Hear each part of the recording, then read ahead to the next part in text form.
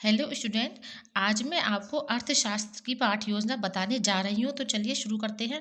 सबसे पहले हम देखते हैं कक्षा, दिनांक, विषय अर्थशास्त्र, कालांश और प्रकरण है हमारा चीन की अर्थव्यवस्था। अवधि 30 से 35 मिनट। अब इसमें हम देखते हैं शिक्षण उद्देश्य और अपेक्षित व्यवहारगत परिवर्तन। पहला है ज्ञान। विद्यार्थियों को चीन की अर्थव्यवस्था से संबंधित तथ्यों की पहचान और पुनर्स्मरण कराना। विद्यार्थी चीन की अर्थव्यवस्था से संबंधित तथ्यों का प्रत्यास्मरण कर सकेंगे। विद्यार्थी चीन की अर्थव्यवस्था से संबंधित तथ्यों का प्रत्याविज्ञान कर सकेंगे। दूसरा है अवबोध। विद्यार्थियों को चीन की अर्थव्यवस्था से संबंधित तथ्यों का अवबोध कराना। अब इसमें देखते हैं अपेक्षित व्यवहारगत परिवर्तन में विद्यार्थी चीन की अर्थव्यवस्था से संबंधित तथ्यों का वर्गीकरण कर सकेंगे। विद्यार्थी चीन की अर्थव्यवस्था से संबंधित तथ्यों की व्याख्या कर सकेंगे। तीसरा है ज्ञान उपयोग। विद्यार्थियों में चीन की अर्थव्यवस्था से संबंधित तथ्यों के प्रयोग की योग्यता विकसित करना। विद्यार्थी प्राप्त ज्ञान का उपयोग उच्च अध्ययन में कर सकेंगे। विद्यार्थी प्राप्त ज्ञान का उपयोग दैनिक जीवन में कर सकेंगे। अब देखते हैं हम अगला है कौशल।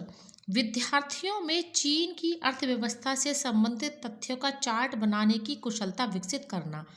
विद्यार्थी चीन की अर्थव्यवस्था से संबंधित चार्ट बना सकेंगे। विद्यार्थी चीन की अर्थव्यवस्था का मॉडल बना सकेंगे। पांचवा देखते हैं अभिरुचि। विद्यार्थियों में चीन की अर्थव्यवस्था से संबंधित तथ्यों के प्रति रुचि विकसित करना। विद्यार्थी चीन की अर्थव्यवस्था से संबंधित तथ्यों के बारे में रुचि ले सकेंगे। छठा है हमारा अभिवृत्ति। विद्यार्थियों में चीन की अर्थव्यवस्था के प्रति अनुकूल दृष्टिकोण विकसित करना। अब इसमें हम देखते हैं अपेक्षित व्यवहारगत परिवर्तन में विद्यार्थी चीन की अर्थव्यवस्था से संबंधित तथ्यों के प्रति सकारात्मक दृष्टिकोण विकसित कर सकेंगे। अब देखते हैं सहायक सामग्री। कक्षा कक्षोपयोगी सहायक सामग्री चार्ट, मॉडल, चौक, झाड़न इत्यादि। पूर्व ज्ञान। विद्यार्थी चीन की अर्थव्यवस्था के बारे में सामान्य जानकारी रखते हैं। अब प्रस्तावना में हम इस तरह से फॉर्मेट बना लेंगे, छात्र अध्यापिका क्रिया और छात्र क्रिया। अब पहला प्रश्न हम देखते हैं, मूलभूत आवश्यकताओं की पूर्ति के लिए किसकी जरूरत होती है। छात्र क्रिया में देखते हैं, मूलभूत आवश्यकताओं की पूर्ति के लिए धन की आवश्यकता होती है। दूसरा प्रश्न है, धन को अर्थशास्त्रीय भाषा में क्या कहते हैं। धन को अर्थशास्त्र की भाषा में अर्थ कहते हैं। अब देखो इसमें प्रस्तावना में प्रश्न हमारे कैसे बनेंगे, जिगजैग वाले, यानी पहले प्रश्न के उत्तर से ही दूसरा प्रश्न बनेगा। अब तीसरा प्रश्न है, अर्थ संबंधी क्रिया को क्या कहते हैं। अर्थ संबंधी क्रिया को आर्थिक क्रियाएं कहते हैं। चौथा प्रश्न है, आर्थिक क्रियाओं का अध्ययन किस व्यवस्था में किया जाता है। आर्थिक क्रियाओं का अध्ययन अर्थव्यवस्था में किया जाता है। पांचवा प्रश्न है, चीन की अर्थव्यवस्था के बारे में आप क्या जानते हैं। अभी हो जाएगा समस्यात्मक प्रश्न। अब आ जाएगा हमारा उद्देश्य कथन। आज हम चीन की अर्थव्यवस्था के बारे में विस्तार से अध्ययन करेंगे। अब देखते हैं शिक्षण बिंदु। शिक्षण बिंदु देखना, जैसे फर्स्ट है हमारा चीन का आर्थिक इतिहास। दूसरा शिक्षण बिंदु है वैश्विक अर्थव्यवस्था में चीन। और तीसरा है चीन में आय असमानता। अब देखिए इस प्रकार से हम फॉर्मेट बना लेंगे। क्रम संख्या, शिक्षण बिंदु, छात्र अध्यापिका क्रिया, विद्यार्थी क्रिया, सहायक सामग्री, शामपट्ट सार।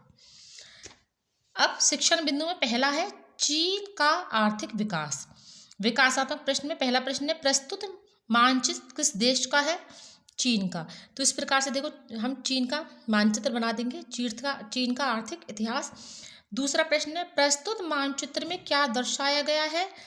प्रस्तुत मानचित्र में चीन का आर्थिक इतिहास दर्शाया गया है। तीसरा प्रश्न है, चीन के आर्थिक इतिहास में कौन कौन से क्षेत्र शामिल है। तो छात्र क्रिया में देखते हैं हम उद्योग क्षेत्र एवं कृषि क्षेत्र। चौथा प्रश्न है, चीन के आर्थिक विकास के बारे में आप क्या जानते हैं। यहाँ आ जाएगा संभावित उत्तर। अब छात्र अध्यापिका कथन, चीन की अर्थव्यवस्था निजी संपत्ति के स्वामित्व के आधार पर एक बाजार अर्थव्यवस्था है। राज्य के स्वामित्व वाली उद्यमों का पुनर्गठन किया गया तथा कृषि के समृद्धिकरण को ध्वस्त किया गया। अब इसमें हम देखते हैं छात्र क्रिया में विद्यार्थी ध्यान पूर्वक सुनेंगे। इस तरह से हम यहाँ पे मिनिएचर लगा देंगे। अब हम देखते हैं शामपट्ट सार में चीन के आर्थिक इतिहास में अकुशल राज्य के स्वामित्व वाली उद्यमों का पुनर्गठन व कृषि सामूहिकीकरण को ध्वस्त किया गया। अब आगे देखते हैं। इसी तरह से वापस हम फॉर्मेट बना लेंगे। क्रम संख्या, शिक्षण बिंदु, छात्राध्यापिका क्रिया, विद्यार्थी क्रिया, सहायक सामग्री और शामपट्ट सार। दूसरा शिक्षण बिंदु हमारा वैश्विक अर्थव्यवस्था में चीन। अब फर्स्ट विकासात्मक प्रश्न में फर्स्ट है प्रस्तुत चित्र किससे संबंधित है? प्रस्तुत चित्र वैश्विक अर्थव्यवस्था में चीन से संबंधित है। तो इस प्रकार से देखें हमें एक मॉडल बनाना है और यहाँ पे इसी प्रकार से एक मिनिएचर भी बनाना है। दूसरा प्रश्न है वर्ष 2009 में वैश्विक प्रतिस्पर्धा सूचकांक में चीन का कौन सा स्थान रहा? 29वां स्थान। तीसरा प्रश्न है वर्ष 2014 में वैश्विक अर्थव्यवस्था में चीन की सूची कौन सी रही? 500वां स्थान रहा। चौथा प्रश्न है वैश्विक अर्थव्यवस्था में चीन की भूमिका को स्पष्ट कीजिए। इसमें आ जाएगा संभावित उत्तर। छात्र अध्यापिका कथन, चीन विश्व व्यापार संगठन का सदस्य है। चीन वर्ष 2009 में वैश्विक प्रतिस्पर्धा सूचकांक में 29वें स्थान पर है तथा वर्ष 2011 में 179 देशों के बीच 136वां स्थान ही है। विद्यार्थी ध्यान पूर्वक सुनेंगे। हम देखते हैं शामपट्ट कार्य में चीन विश्व व्यापार संगठन का सदस्य तथा अमेरिका के सार्वजनिक ऋण का सबसे बड़ा विदेशी धारक है।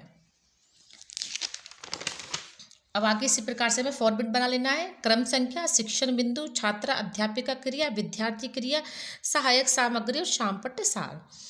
तीसरा हमारा शिक्षण बिंदु है चीन में आय असमानता। विकासात्मक प्रश्न इसमें फर्स्ट है प्रस्तुत चार्ट में क्या दर्शाया गया है? विद्यार्थी क्रिया में हम लिखेंगे चीन में आय असमानता। चीन में आय असमानता इस प्रकार हम इसका चार्ट बना लेंगे। ये मिनिएचर है और ऐसे ही हमें बड़ा भी मॉडल बनाना है। दूसरा प्रश्न है चीन में वर्ष 2012 में मध्यम वर्ग की आबादी कितनी थी? 300 मिलियन। तीसरा प्रश्न है वर्ष 2012 में चीन अरबपतियों की संख्या कितनी थी? 251। चीन में आय असमानता को स्पष्ट कीजिए। अब यहाँ आ जाएगा संभावित उत्तर। छात्र अध्यापिका कथन, चीन में आय असमानता अधिक है। वर्ष 2012 में मध्यम वर्ग की आबादी 300 मिलियन तक पहुंच गई तथा अरबपतियों की संख्या 251 हो गई। विद्यार्थी क्रिया में हम लिखेंगे विद्यार्थी ध्यान पूर्वक सुनेंगे। शामपट्ट कार्य में चीन में आय की असमानता अधिक होने के साथ साथ मध्यम वर्ग की आबादी भी बढ़ी है। अब आगे हम देखते हैं मूल्यांकन प्रश्न।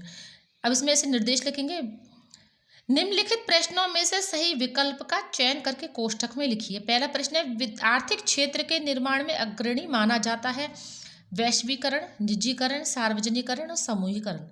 दूसरा प्रश्न है आर्थिक विकास में किसके सामूहिकरण को ध्वस्त किया गया? कृषि, धन, उद्योग और व्यापार। अब निर्देश आगे देखते हैं। निम्न प्रश्नों में रिक्त स्थानों की पूर्ति करो। तीसरा प्रश्न विश्व व्यापार संगठन का सदस्य है चीन, भारत। चौथा प्रश्न चीन के आर्थिक इतिहास में पर ध्यान केंद्रित किया गया विदेशी व्यापार और स्वदेशी व्यापार। निर्देश निम्न प्रश्न का उत्तर एक या दो पंक्ति में दीजिए। चीन में आय असमानता को स्पष्ट कीजिए। अब देखते हैं गृह कार्य। चीन की अर्थव्यवस्था को समझाइए। इस प्रकार से हम इस पैटर्न को ध्यान में रखकर अर्थशास्त्र का और भी लेसन बना सकते हैं। धन्यवाद।